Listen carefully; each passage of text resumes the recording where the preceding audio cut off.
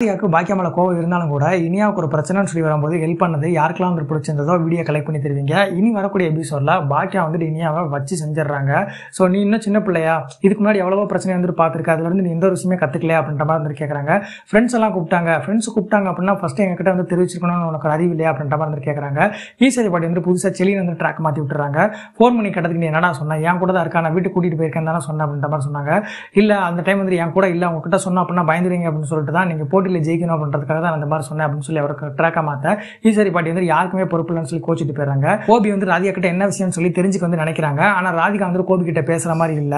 நம்ம டேரக்டா செலின் கிட்டே வந்துட்டு என்ன விஷயம் அப்படின்றத கேட்கறாங்க. அவங்க சொன்னதுக்கு அப்புறமா கோபி என்ன சொல்றாரு அப்படின்னா, இனியா வந்து ரொம்ப பயந்துருப்பா, சின்ன பொண்றாவா அப்படின்ற மாதிரி வந்துட்டு நம்ம செலின் கிட்ட வந்து சொல்லிட்டு இருக்காங்க. போலீஸ் எல்லாம் பார்த்ததுக்கு அப்புறமா அவர் ரொம்ப பயந்துருப்பா, ஸோ அவளை நல்லா பாத்துக்கோங்க அப்படின்ற மாதிரி வந்து சொல்லிட்டு போயிடுறாங்க. ஸோ கோபி வந்துட்டு பாத்தீங்கன்னா ராதிகா பண்ணது நல்ல விஷயம் தான், அவகிட்ட வந்து பேசி ஆகணுமே, அவகிட்ட ஒரு தேங்க்ஸ் சொல்லுமே நினைக்கிறாங்க. ஆனா ராதிகா வந்துட்டு பாத்தீங்கன்னா கோபி மேல சமாதானம் வந்துட்டு இருக்காங்க. உங்களோட கருத்துக்கள் எதுனாலும் மறக்காம கான்ஃபரன்ஸ் பண்ணுங்க. அடுத்த ஒரு ரொமாண்ட் அப்டேட் தெரிஞ்சுக்க சப்ஸ்கிரைப் பண்ணுங்க.